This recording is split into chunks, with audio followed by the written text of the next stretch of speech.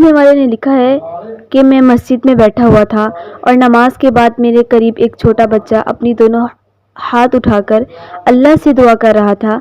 میں نے سنا کہ وہ کہہ رہا ہے، یا رب مجھے اور محمود کو صلح کرنے کی توفیق دے اور ہمیں دوبارہ ساتھ کھیلنے کا موقع دے۔ یہ اس کی معصومیت کی ایک مثال تھی۔ میں نے ان سے پوچھا کہ اللہ تمہاری دعا قبول کرتا ہے؟ اس نے جواب دیا، جب بھی میں اپنے دوستوں سے لڑتا ہوں میں دعا کرتا ہوں اور ہم دوبارہ دوست بن جاتے ہیں۔ پھر اس نے مزید کہا، میرے ابو نے کہا ہے کہ دعا ہر چیز کو ممکن بناتی ہے۔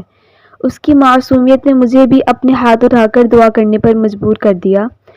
جب میں دعا ختم کر رہا تھا تو بچہ خاموش رہا، پھر مجھ سے پوچھا، کیا تمہیں کسی کے ساتھ کوئی مسئلہ ہے؟